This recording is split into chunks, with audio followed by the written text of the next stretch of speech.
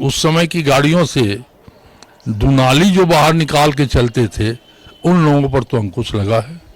एक राष्ट्र एक चुनाव होना चाहिए। गठबंधन की राजनीति हमेशा खतरनाक होती है।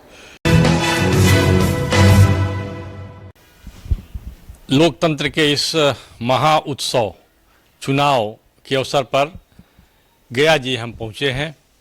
गया जी में कुमार साहब नाम से कृष्ण कुमार सिंह जिनका पूरा नाम है, लेकिन यहाँ के लोग प्रेम से या श्रद्धापूर्वक कुमार साहब कहते हैं।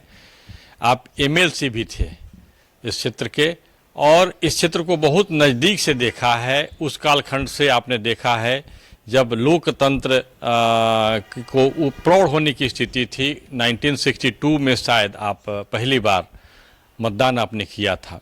कुमार साहब, अभी के समय में जो चुनाव हो रहा है, विधानसभा का चुनाव, आप जब चुनाव देख रहे होते उस समय तो दोनों चुनाव एक साथ होता था क्या? नहीं, उस समय अलग अलग होता था। अलग अलग होता था, दोनों चुनाव अलग अलग होता था। मतलब एक जो क्षेत्रीय राजनीति जो होती थी, क्षेत्रीय दलों की राजनीति उस समय होने लगी थी, उनका प्रभाव आ गया था। इस चुनाव को आप किस रूप में देख रहे हैं? अभी वर्तमान में बिहार विधानसभा चुनाव जो रहा है, चुनाव तो चुनाव के ढंग से ही देखा जाएगा और हर चुनाव में कुछ न कुछ अवगुण बढ़ता जाता है। धन बल और जातीय बल का संग्रह होते जा रहा है और हो रहा है। उसमें विचारधारा वाले भी लोग हैं और जो अपने विचारधारा से जुटे हुए हैं और जो विचारधारा के अनुरूप काम करते हैं।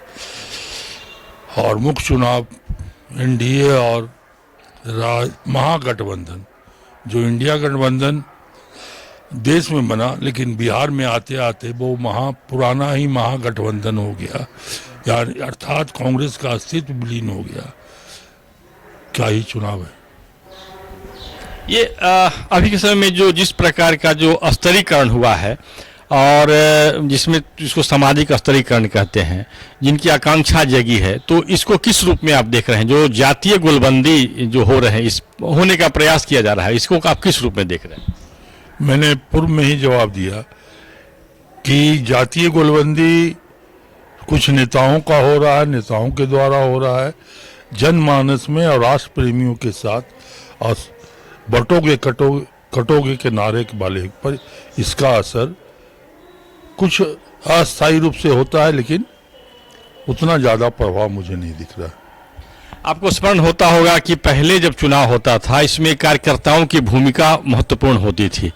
अभी हेलीकॉप्टर उड़ रहे हैं, पैसे खर्च किए जा रहे हैं और बिल्कुल एक कॉरपोरेट मॉडल में अभी का लोकतंत्र का एक महापर्व मतलब चुनाव लड़ने की प्रक्रिया शुरू हो गई। इसको आप किस रूप में देखते हैं? इसका निगेटिव या पॉजिटिव रूप देखते हैं आप? ये दोनों सेंस में देखा जा सकता है, निगेटिव भी पॉजिटिव भी। जनमानस तक पहुंचने का सोशल मीडिया एक बहुत बड़ा तंत्र हो गया है, जिसमें निष्पक्षता की कमी है।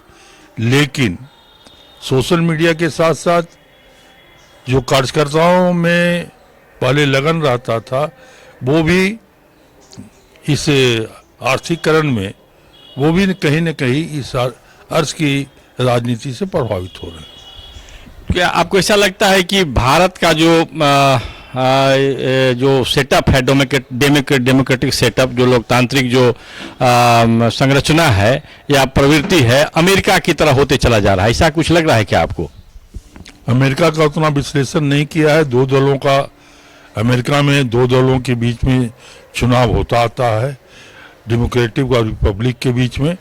लेकिन यहाँ हिंदुस्तान के अंदर में बहुत सारे दल हैं जिनको खुश करने के लिए गठबंधन बनाया जाता है।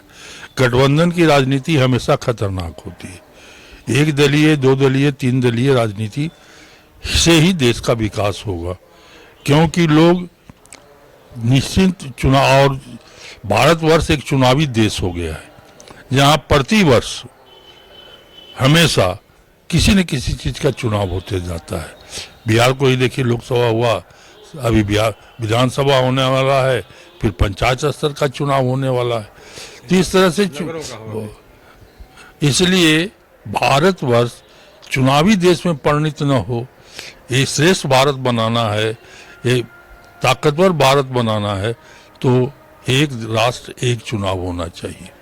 एक राष्ट्र एक चुनाव, बहुत बड़ी बात आपने कही कि चुनाव में पूरे वर्ष लग जाते हैं, 5 साल तक लगातार हर एक वर्ष कोई ना कोई चुनाव होते रहता है। कुमार साहब, एक बात और मैं आपसे जानना चाहता हूं कि ये पूंजी का निवेश, पूंजी का कैपिटल का निवेश करना और इसको फिर से लौटाना एक प्रकार की प्रवृत्ति है जिसे लोग राजनीतिक दल स्वीकार करें या नहीं करें, लेकिन इससे इसके जो भारत और बिहार को खास करके किस प्रकार के क्षति हो रही है या फिर ये रुकने वाली बात नहीं है? सत्ता में विकार भी है और सत्ता के साथ सेवा भी है, लेकिन संख्या बढ़ रहा है। धनबल के सहारे पर जो टिकट लेके आते हैं उनका सहारा ही है कि जितना लगाया किसी तरह से जीत जाओ, उसको फिर रिकवर करो। कोई पूंजी लगाता है तो उसको लाभ के साथ वापस चलना चाहता है। ये चुनाव उद्योग में परिणत न हो, चुनाव समाज सेवा के लिए ही हो, यही मेरी आकांक्षा है। एक बात और है, जैसे भारत की आज़ादी गांधी जी के नेतृत्व में लड़ी गई, उस समय में लोकमान्य बाल गंगाधर तिलक जैसी थे जिन्होंने स्थापित किया, फिर बाद के कालखंड में जयप्रकाश नारायण ने एक आंदोलन किया, लेकिन इधर तो उस प्रकार का आंदोलन कुछ हुआ नहीं। तो क्या लगता है कि बिल्कुल जिस प्रवृत्ति से लोग आगे बढ़ रहे हैं वैसा ही होता चला जाएगा? अभी तो दिशा तो वही है जो आपने कहा, और वो दिशा खराब है। जातीयता तोड़ने में कभी जनेऊ तोड़ो का अभियान चला था इस बिहार में। गांधी जी भी जात समाप्त करना चाहते थे, लेकिन विकृतियां आते जा रही है, और विकृतियां आने के कारण से अब सब लोग के सब सत्ता पाने के लिए एन परकेन किसी भी तरह की बातें और प्रचार और कुप्रचार करते हैं, और ये देश के लिए, मजबूत राष्ट्र के लिए, विश्व नायक बनने के लिए ये बाधा है। एक बात और, ये विकास की बात सभी करते हैं, चाहे एनडीए हो चाहे इंडी गठबंधन हो, तो आपको क्या लगता है कि विकास की बात सही मायने में इस चुनाव के अवसर पर हो रहे हैं, एजेंडा बन रहा है चुनाव का? ये क्या विकास तो देश में हर नागरिक जब घर से निकलता है या घर में रहता है तो सबों को पता चलता है। 125 यूनिट फ्री की बिजली जिसको नहीं चाहिए उसको भी मिल गया। रोड यातायात कम्युनिकेशन के सारे साधन बढ़ते जा रहे हैं।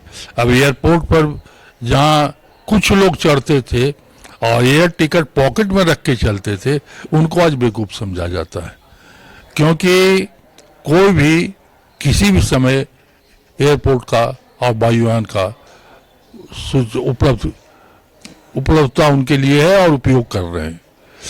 जहां तक सवाल है कि उस समय की गाड़ियों से दुनाली जो बाहर निकाल के चलते थे, उन लोगों पर तो अंकुश लगा है, और वो आज के दिन में यातायात पटना गया जाने में 4 घंटा लगता था, आज 1.25 घंटे में पटना गया पहुंच जाते हैं। तो ये सारे चीज़ों के हिसाब से विकास की गति तो हुई है, लेकिन गति में और द्रुत गति लाने के लिए प्रयास करना ही है। और देश को अगर भारत को विकास में 1 नंबर पर लाना है, ये इच्छा लेके चलना होगा। मंदिर बंटवारे और टॉफी बांट के और रबड़ी बांट के आप देश का विकास नहीं कर सकते। पलायन की बात हो रही है, बिहारी पलायन कर रहे हैं, बाहर जा रहे हैं रोजगार के लिए, इसको आप किस रूप में देखते हैं? बिहार से लोग पलायन कर रहे हैं क्योंकि यहाँ पर वो चीज़ नहीं था, और देश से भी शिक्षा के लिए लोग पलायन कर रहे हैं। बिहार का पलायन शिक्षा के लिए बहुत प्रारंभ से कलकत्ता पढ़ते थे, उसके बाद दिल्ली जाने लगे।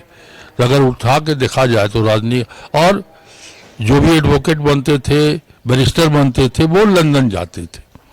तो शिक्षा का पायदान नालंदा को हम भूल गए, हम गुरु शिष्य परंपरा को भूल गए, हम गुरुकुल को भूल गए। तो विकल्प में जो सामने आज के भौतिक जीवन में आया वो सामने है। हमारी जो विज्ञान और उन्नति जो था, संस्कृति भूल गए, संस्कृति भूल गए, सब कुछ भूल जाने के कारण से आज के दिन में गुणवत्ता कही जा रही है। एक आध उदाहरण दे दूं, जैसे पीपल का पेड़ कटने लगा था, दुर्दशा हो रहा था। दो तरह के लोग होते हैं, एक पढ़े लिखे समझने वाले और दूसरे होते हैं अनपढ़।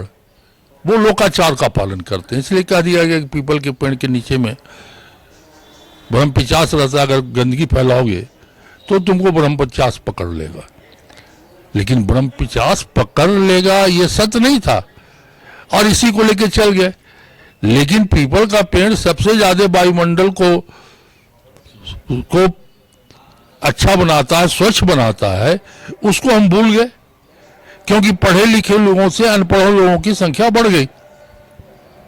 तो किसी भी काल में, किसी भी विदेशी शासन काल में जो 7 साल तक भारत रहा, 700 वर्षों तक, उसमें कभी भी शिक्षा का विकास नहीं हुआ, और जो भारत का अपनी शिक्षा थी उसको समाप्त कर दिया गया। और इसके चलते सोने की चिड़िया रहते हुए भी भारतवर्ष आज के दिन में कभी PL 480 के गेहूं पर हम लोग जिंदा रहते थे। आज तो कम से कम गेहूं निर्यात कर रहे हैं। आज हम अन्न के मामले में आत्मनिर्भर हो गए। पेट की भूख जब मिट गई तो बुद्धि भी खुलेगी, और बुद्धि खुल रही है और खुलेगी। आपके शहर का नाम गया जी हो गया।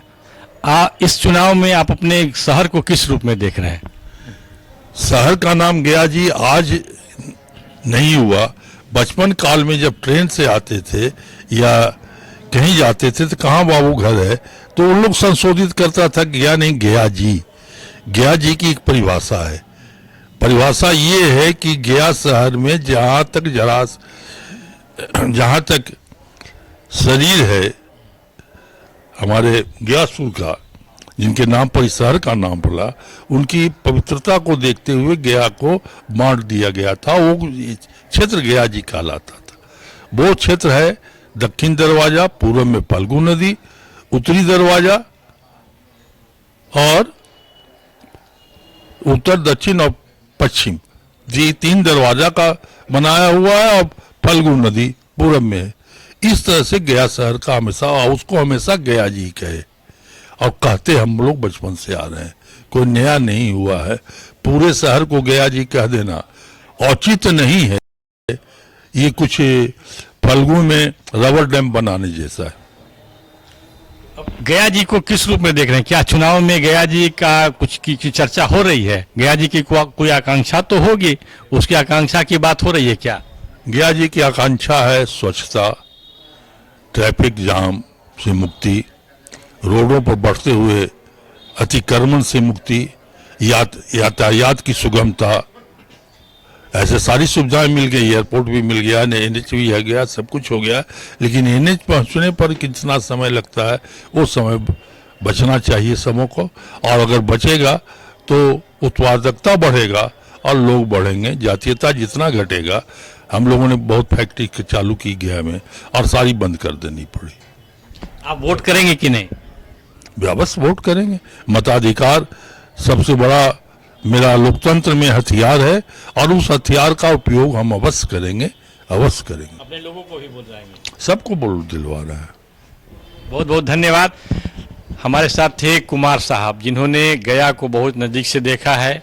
गया को की जो छवि है, अभी गजट जरूर हो गया है गया का नाम गया जी, लेकिन इनके विचार में, इनके दृष्टि में, इनके स्मरण में गया जी बहुत पहले से हैं, और लोक में ये व्याप्त है, लोक की चेतना में व्याप्त है। बहुत बहुत धन्यवाद।